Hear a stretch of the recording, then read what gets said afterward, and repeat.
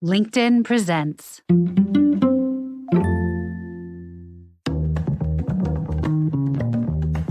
For all of us, it's about predicting where the consumer is going and getting half of it right. One of the things we want to do is create ads that don't suck. Embracing change creates great possibility. I'm Alan Hart, and this is Marketing Today.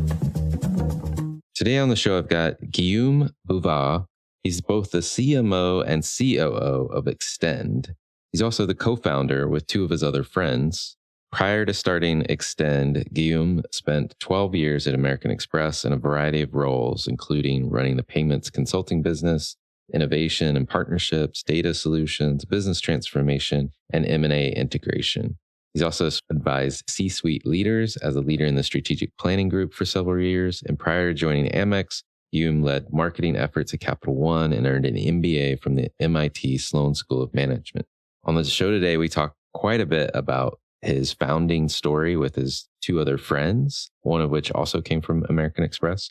We talk about Extend and what they do today in the virtual cards and payment space that helps to give more control to businesses and understanding in terms of where their spend is going and do many different reporting type things. And we talk about the B2B2B challenge that he has working through his banking partners to access customers and new accounts and how he organizes marketing to support those efforts. So I hope you enjoy this conversation with Guillaume Bouvard.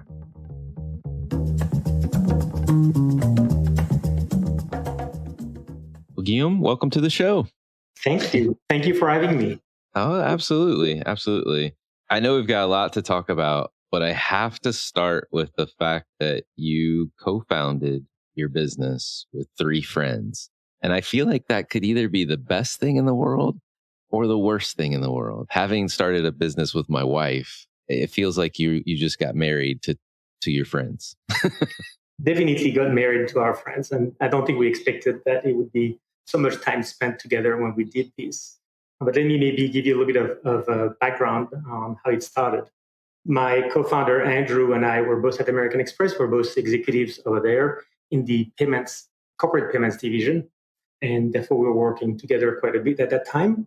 We also happened to be both connected to France. And so we'd also spend a lot of time because of that together. We left American Express about the same time. And as we were interviewing and talking about our next job, we also were working on this idea of Extend.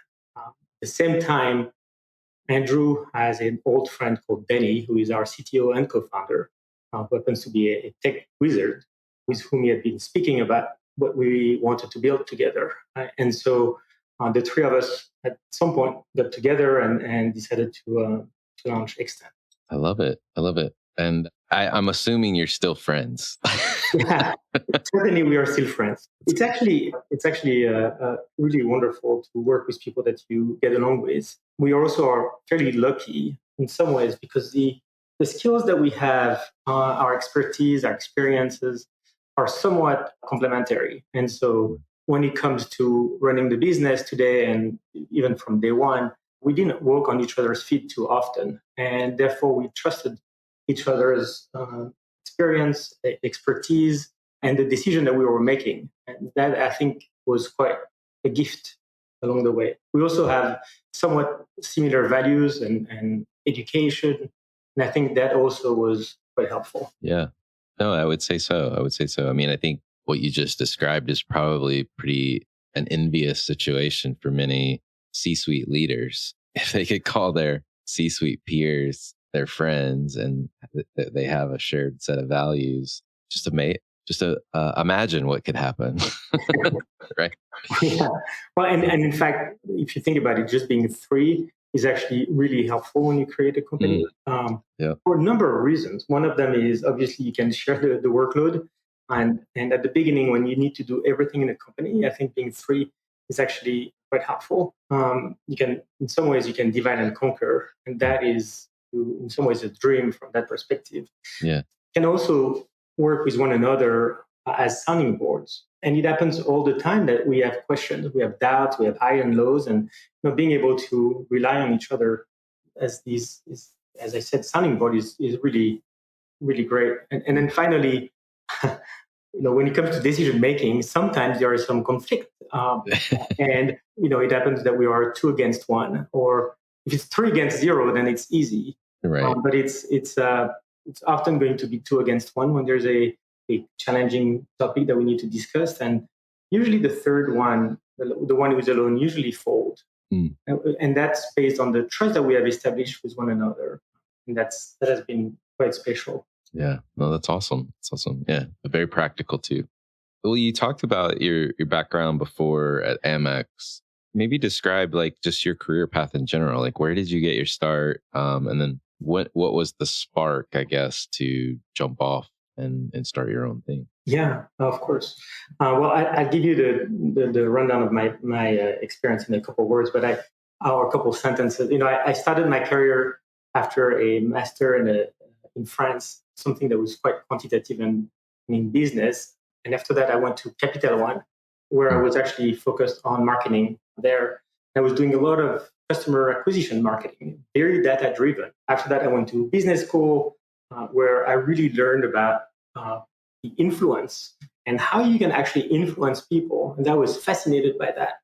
And that was part of the spark into marketing, I think. How do you influence others to actually go with your decision and recommendation? Then I moved into American Express, where I did a lot of different roles there, but I was focused mostly on strategy and then on business management. I was there for 12 years, working very closely with the CEO of Amex and the executive suite over there. And then I left American Express and decided to create my own company, as I mentioned earlier, with Danny and Andrew. What has been quite, I think, special from my perspective was this idea that I think deep down, I wanted to create a business. I wanted to create a business for a long time. If I just looked at everything I had done over the years, and whether it was even as a teen, already running some businesses as a teen, all the way to all the work that I did at Capital One, where actually I co-launched the subsidiary of Capital One in a different country, and everything I was doing at American Express, which was also very entrepreneurial, always launching new product, new business units. And so I was at the core, I was always launching things. And so when the opportunity came up to actually do it myself, I think I just jumped. It's really rare that these opportunities come up where all the stars are aligned. And I felt very much so that after I left American Express, I had the right team of founders. I had really an idea that actually stood by itself with a lot of customer demand, and it was not an idea that we just had like randomly. I was an expert in that field, and I knew very well what customer needed because I was working with them day in, day out for many, many years. And then we had the support of our network, of our families, etc. So there was just a lot of things that went together right, and just felt it was the right time to do it. Love it. Well, let's talk a little bit about what you do. What does Extend do? Extend is a great company for sure. So Extend turns basically business credit card into a full spend management platform. And in some ways, we do not compete with banks. That's actually quite important here. We actually partner with them. We help them offer much better products to their clients. These are add-on. It's an add-on to an existing credit card. And today we have partnered with a lot of banks like Amex, BMO in the US and in Canada, PWB, City National, Region, HSBC, etc. And we help basically, as I said, we help them offer a much stronger solution to their business credit card holders. And with Extend, their card all of a sudden has superpowers.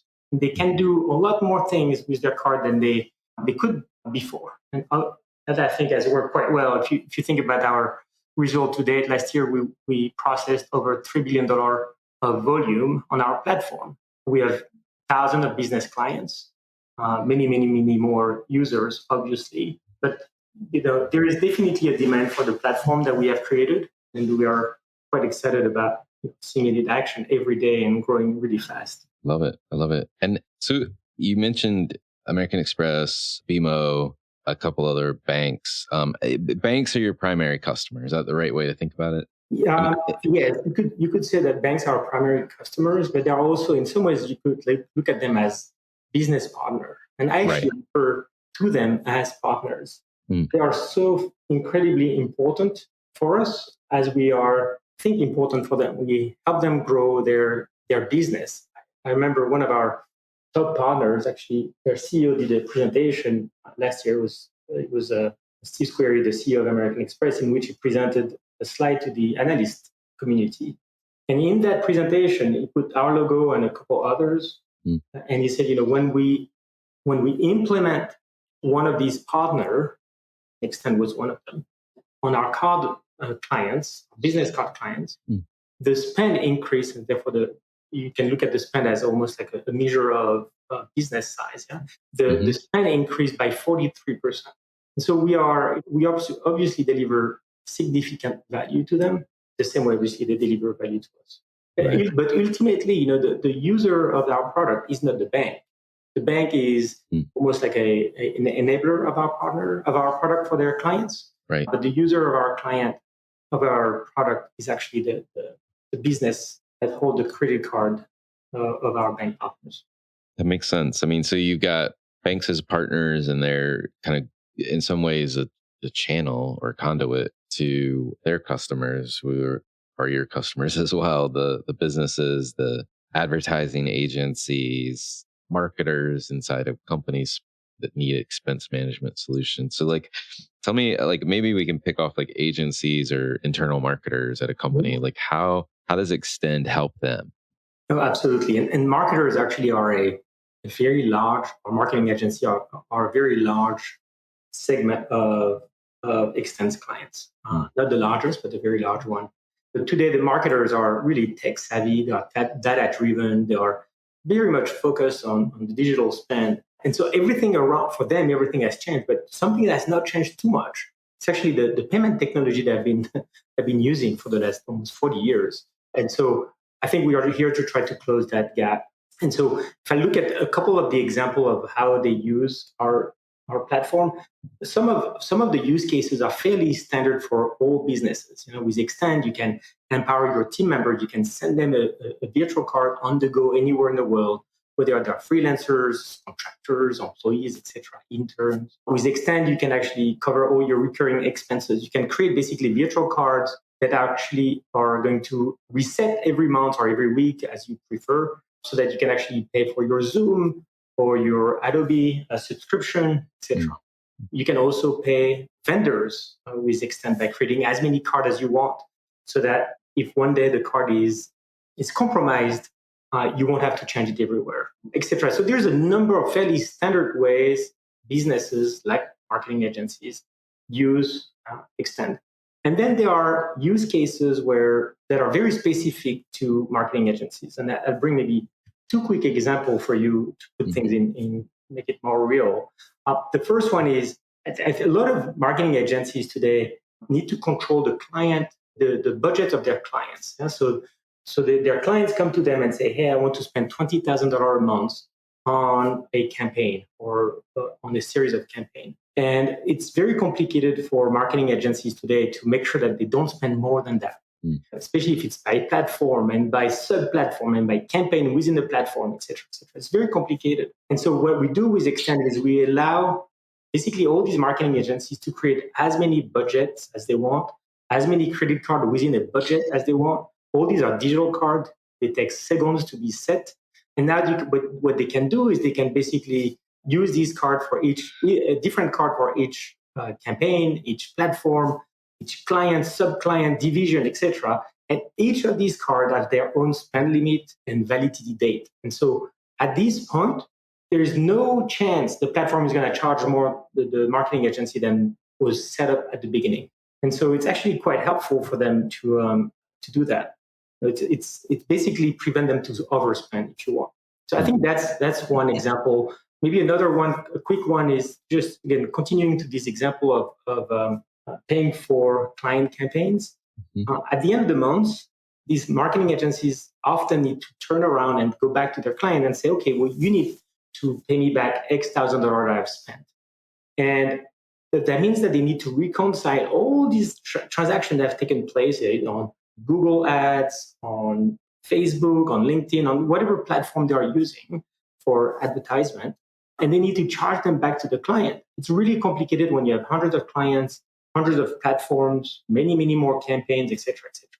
And so with Extend, because you actually can tag all these virtual cards with codes, client code, project, et cetera, you have really any number of codes you want to put. And come the end of the month, you can basically just run a quick pivot table if you want, and then you'll get immediately the spend that each client needs to reimburse you.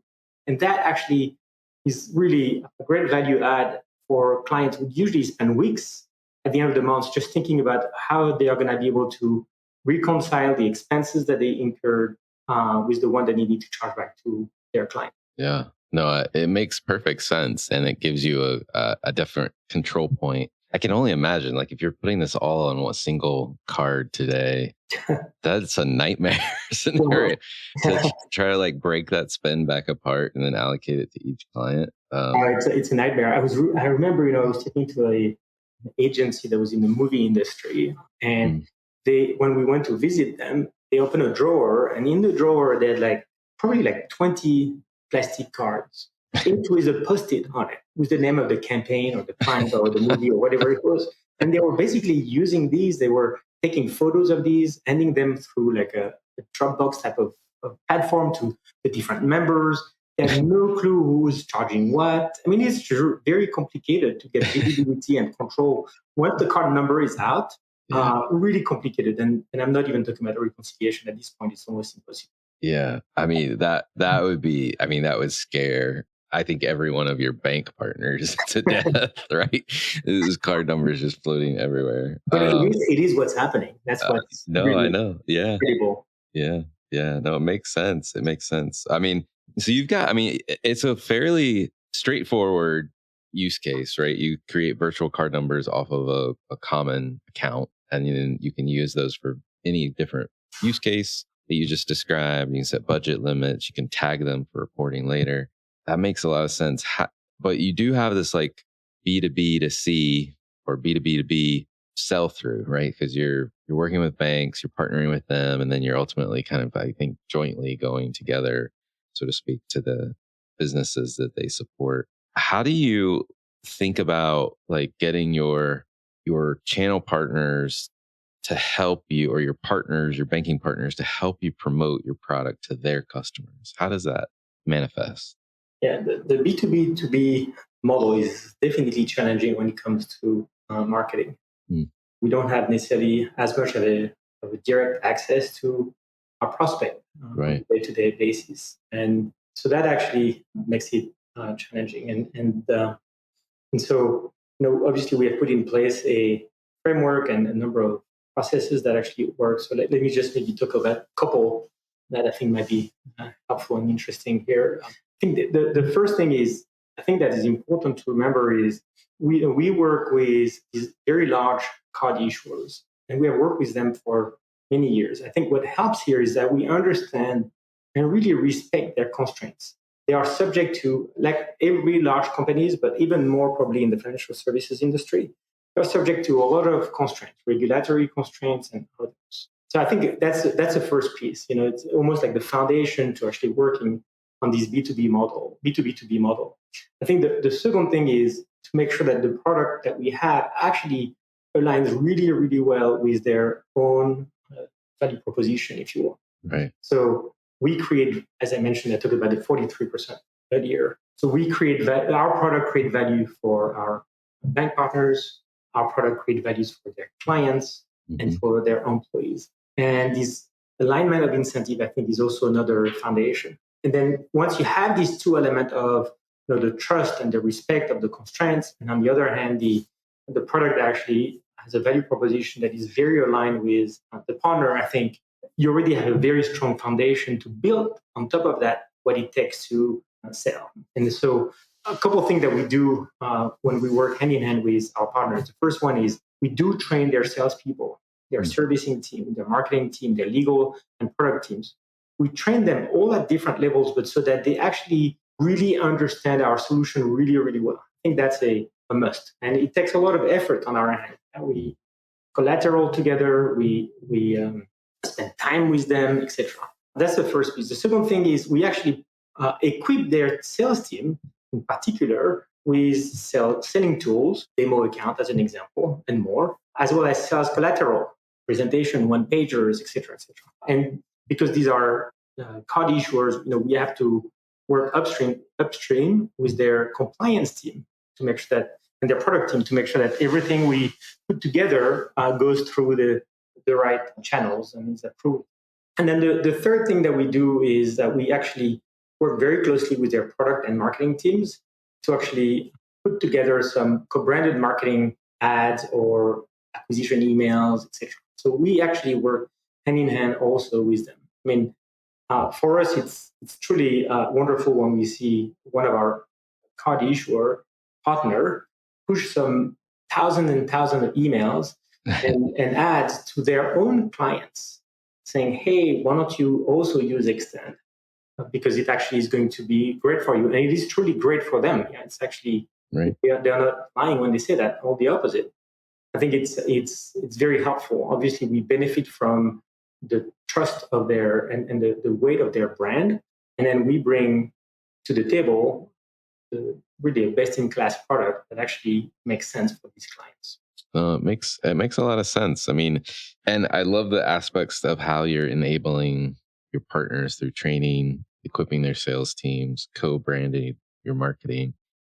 I mean, it's so important. It's really so important. And actually, another element that we should never forget is these partnerships are working well when there's strong governance in place. And so, and I learned that from my time in consulting and at American Express. Putting in place like the governance structure that actually allow the two teams to get together on a regular basis, look at what works well, what does not, and really work hand in hand to move forward from wherever they are at that moment. Gotcha. And so, I mean, you're doing this co-branded marketing through their channels. So you mentioned email as an example. Mm-hmm. My guess is you're also using kind of like their digital channels, whether that's their customer portals or things like that as well. There's definitely a bit of jujitsu going on here that's like a la Capital One back in the day, where when they would send out direct mail pieces, they would just use the Visa and MasterCard logo on the outside because no one knew who Capital One was when they started. Do you feel like you guys are getting that halo benefit through these partnerships as well, at least initially? I think we do, and I think it's part of the model. Yeah? Mm-hmm. And it was the model from day one. There's a reason why these companies can mention that they have a brand that is worth billions. It's because it's actually recognized. It's trusted. It comes with an image of something. They represent something. Right. I am sure that BMO in Canada in particular, but in the US too, but in Canada in particular, means something for people who live in Toronto and across all of Canada.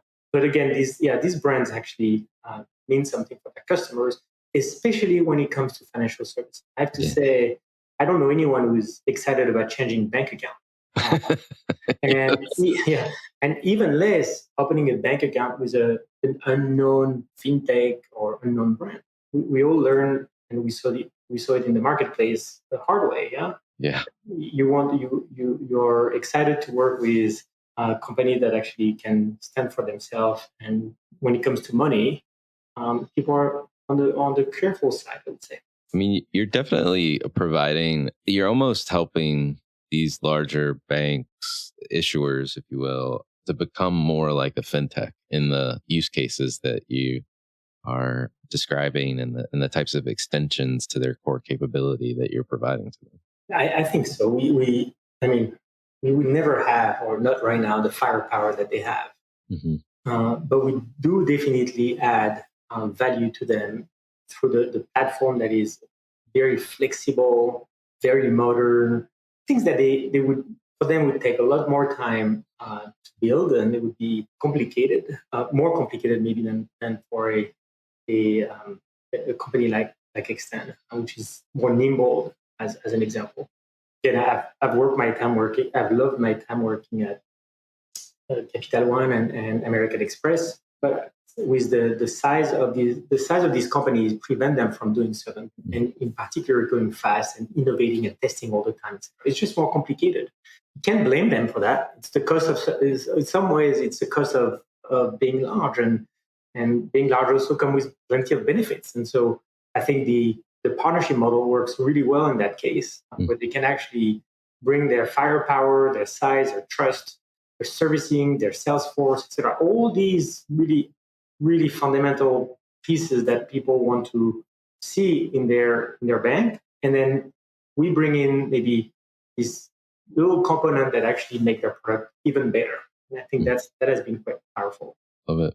Well, so how internally inside you've got marketing, you're also the COO. So like we're talking to you a lot about marketing today, but you also have this like dual role. How do you organize your marketing function to support this go-to-market effort that we've just been talking about? Yeah, yes, I do spend a little bit of time a lot of time on both roles, if you want. On the marketing front, we have been very active. We started with very little marketing at the beginning because we didn't have yet the right partners or the right infrastructure to actually grow. But in the last year, we actually tripled the size of the marketing team. We've been quite excited about that. We also recognize that in addition to going through partners, we also see the value and recognize the value of actually working and going direct to a customer and prospects. And this really augments, and we do that in particular, but not only, but to augment the efforts of our partners. Mm-hmm. I think what we also recognize as a small company and a startup is that we really need to move quickly. And if you're a very established company, you do things maybe one after the other. And sometimes as a startup, what you need to do is do things at the same time. And so we are really creating all these integrated marketing programs that balance on the one side, the building our brand and building some awareness of our product at the same time as we were doing lead gen.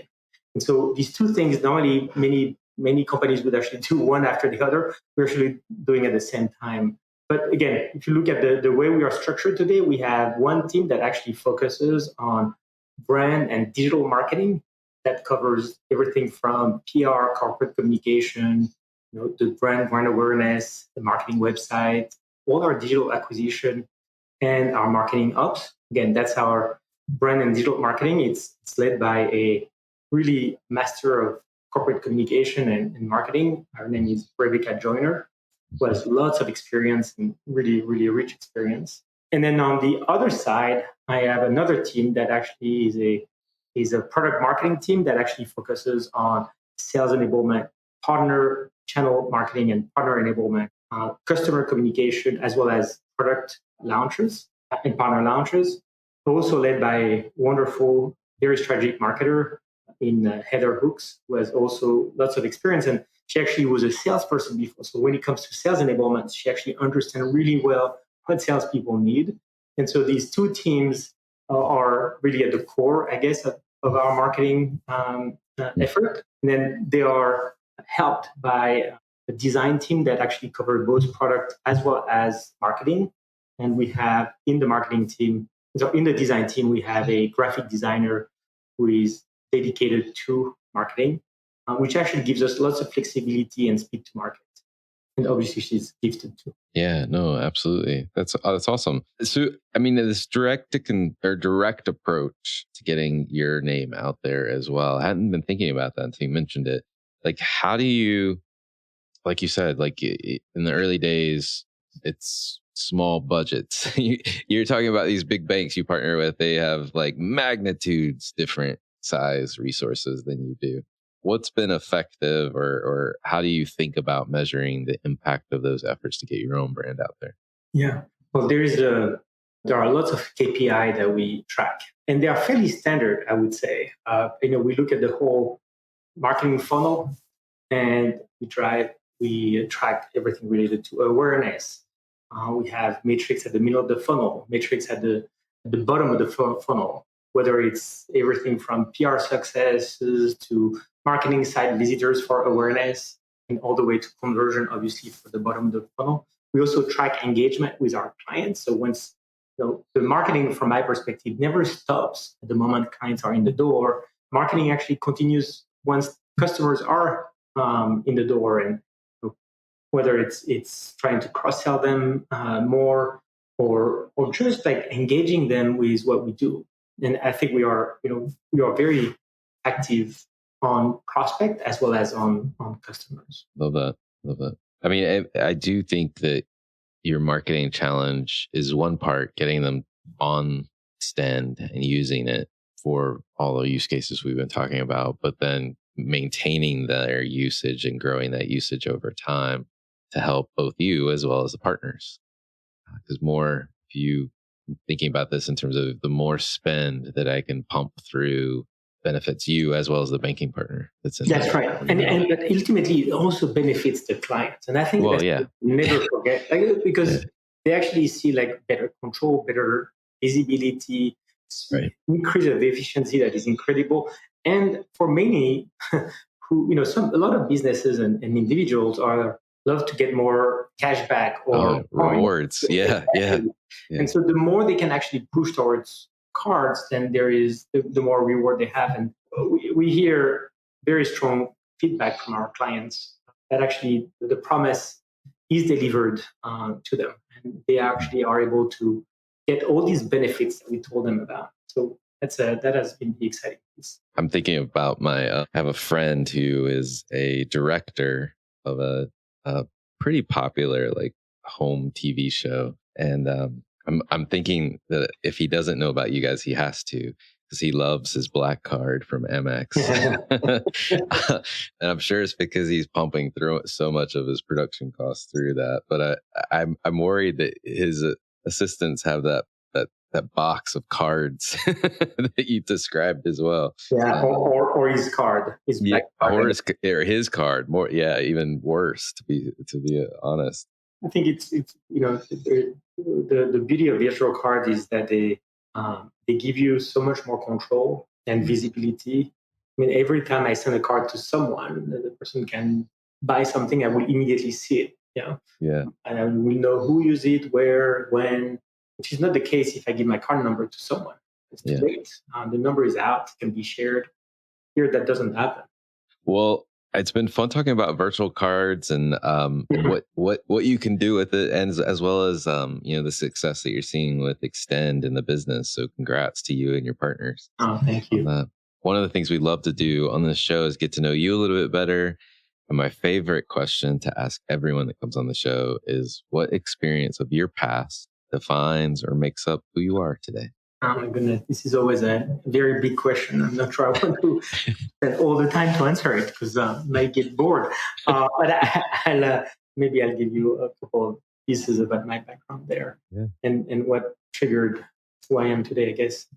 I grew up in the countryside of France for a couple of years and then moved to Paris. And this move actually created some tension between being pulled in two directions. And that theme of being pulled in two directions actually followed me throughout my life. My dad was an extrovert. He was a member of the French Parliament for many, many years. He was the president of the NATO Parliamentary Assembly, so very conventional, if you want. And though he was not that much, but on the outside it looked like that. And my mom, on the other side, is more of a little bit of an introvert, but very much of an artist. And so again, somewhat, as anyone, like when you grow up and your parents are somewhat of models for you, like it created some tension. Again, it was like I was being pulled in one direction or in the other, and it was somewhat of a they were formative. They were at the time where my brain and my career were being formed. I was thinking about these two angles for my life, and so as I grew up, as I was being torn between these two paths. One that was more of a traditional business, more conventional, versus something that was about creating. And I was really struggling, I would say, between these two, until at some point I realized that actually there is an intersection between these two. And it's actually being an entrepreneur. You actually create. You can be somewhat of an artist as an entrepreneur. You create things, but you're also in the world of business, and you can make it as conventional as you want. And so I think that has been maybe if you look at my DNA, in some ways, that's what it is. That's what maybe brought me to where I am today. And as I mentioned earlier, everything I've done since actually demonstrate that. Yeah, Mm. I've created a lot of different things with my life, my professional life. I love that. And thank you for sharing. I think not everyone comes to this question with what you described, but there have been a few, and it's not described the way you have, but there is this notion of a duality, right? That like we kind of have this tension in our life, whether it's country or city or politician, traditional route or non-traditional route. I think they do that in the tension itself is kind of how you and where the space in which you can define yourself. And I love that you found entrepreneurship as the outlet. Well, did you have this type of tension as you grew up? I did a little bit in the fact that like my parents were like had traditional jobs, like worker class jobs. My mom was an X-ray technician. My dad was a city worker, but my dad was also like a closet artist, but oddly also liked math. And it was like this weird thing of like, how can you be a math person and like really good at it, but also create? And I don't know, it took me a while to figure out that. And I think after I had been in marketing for a while, that actually marketing is kind of a combination of math and artistry all in one as well. So I think maybe I found my space through that as well. So I don't disagree with where you landed. Actually, it is the marketing has evolved. First of all, some of it is a science. Actually, there's zero doubt about that in my mind. And you can be as quantitative as you want there or not. But there is no doubt that you can optimize for marketing. And that's where it becomes, I think, more of a science than an art. And I was talking about Cialdini's earlier. Remember so well, like the way I used to be a teaching assistant at MIT, did my business school degree, and so we taught students on how you can influence people, and we relied a little bit on that book. And it's incredible. It's incredible what you can do to get people to follow your lead. And I think that has been it's quite fascinating today that we can still use the same principles. They are there. Again, it goes back to this idea of a science, but there's also an artistry to it. I see people who are phenomenal marketers because they are so good at putting a story together. Mm-hmm. And I'm always in awe when I see that. That's awesome. Well, if you were starting this journey all over again, what would you advise your younger self? I guess I would have many advice. I'm not going to go through a very long list, but I think the one advice I would give to someone, and I guess it depends how old they are or to myself, is really commit. I think you have to learn to make decisions and commit to the decision you make. And I think I see too many people who start something and switch off after X weeks, months, whatever. I think it's really important to commit to something, to become somewhat of an expert to whatever it is. It could be art, it could be a professional, it could be a profession, it could be a sport. But I think committing is really important. It's the 10,000 hours example where you need to do something a lot in order to really be somewhat good at it. And obviously there are always exceptions, but I always think about Mozart. Mozart, if he had not committed to music, would never have done what he has done. And so it's important not to give up. I think it's important to, when you make a decision, you stand by the decision you made. And I think, again, goes back to committing. And yeah, that's it. Love it. Well, is there a topic that you think marketers need to be learning more about, or you're trying to learn more about yourself? Well, there's definitely one that everyone is talking about nowadays. Yeah. It's kind of the gorilla in the room, I think, with everything that is happening with AI nowadays. Yeah. I think there's a lot of reasons to be worried about AI. And I think there are plenty of reasons also to be excited about it. I don't know where we're gonna land with AI.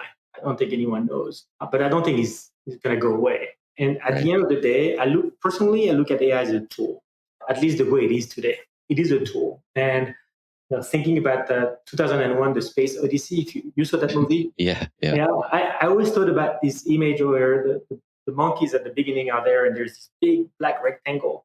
And the monkeys are finding he's the monkey is picking up I think it's a bone or something like that to hit someone else.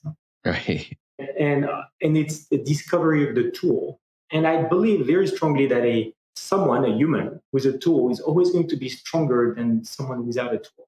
And if AI, I look at it as a tool, I think there's a benefit somewhere there. And I think we have to figure it out. Again, there's a lot of reason to be worried, but so many more, I think, to be excited about. And I certainly encourage my team member to learn about it. It's nothing wrong about that. Yeah, no, it's definitely a fascinating technology, and more to come for sure. Well, and these things come. I mean, these new solutions come every day. There's a new one.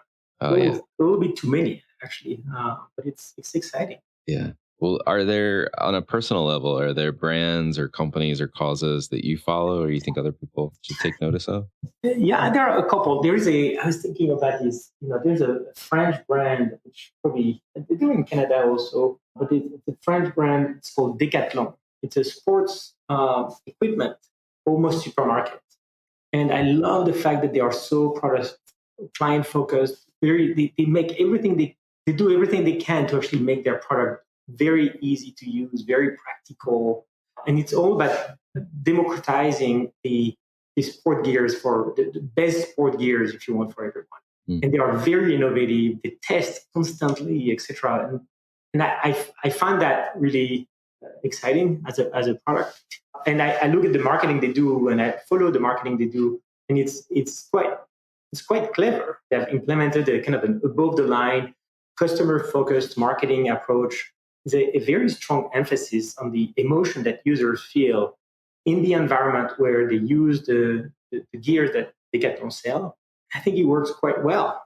It's very different from what Extend obviously does from a product standpoint, but also from a marketing standpoint, because I think what Extend has implemented is a somewhat of a targeted and customer-focused marketing approach, and with a very strong focus on the benefit and the value of the platform that we offer to businesses. So again, it's very different, but I follow that brand. I see what they do. I mean, I follow others. I love what Patagonia does, for instance. I think I love the fact that they have created such a community and they're focused on sustainability. And they not only that, but they also live by their words. What they promote out there, they actually implement with their own employees. So it's very fascinating to follow what Patagonia is also doing. Yeah. Well, to your words you mentioned earlier, they've really committed. Yeah, exactly. Yeah. I mean, they have given away basically. I think the founder gave away the company at some point. So right. Exactly. I mean, truly fascinating. Yeah. Well, last question for you. What do you think is the largest opportunity or threat facing marketers today? Well, I think I'll go back to what I was just talking about just earlier. I think it's, as a marketer, I think you need to constantly learn. The market, the landscape is moving, is evolving quite quickly, actually. And so you need to learn about new tools. We talk about AI as an example, but also new channels all the time. Like, I mean, I think about news outlet as an example. What is the definition of the news outlet today when you have people on TikTok who have like 1.5 million followers? Right. Or you, Alan, who have like tons of followers also. Right. Listener, I mean, are you a news outlet? And I think that's I think about marketers, and I think like, how do you stay on top of all these? Now, what's interesting to me is, as a marketing for me is like almost like a cake. The center of the cake itself remains. Yeah, the marketing foundation have not changed. The 5 Ps or etc. You need to know. You need to understand that. I think these are the foundation. They don't change.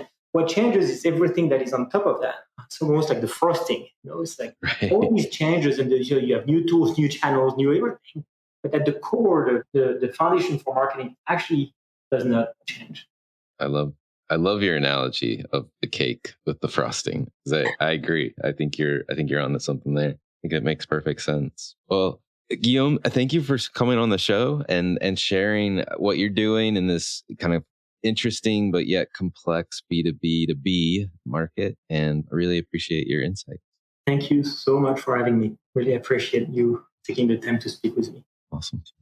Hi, it's Alan again. Marketing Today was created and produced by me with post-production support from Sam Robertson. If you're new to Marketing Today, please feel free to write us a review on iTunes or your favorite listening platform. Don't forget to subscribe on marketingtodaypodcast.com. Tell your friends and colleagues about the show. I love hearing from listeners. You can contact me at marketingtodaypodcast.com. There you'll also find complete show notes and links to what was discussed in the episode today, and you can search our archives. I'm Alan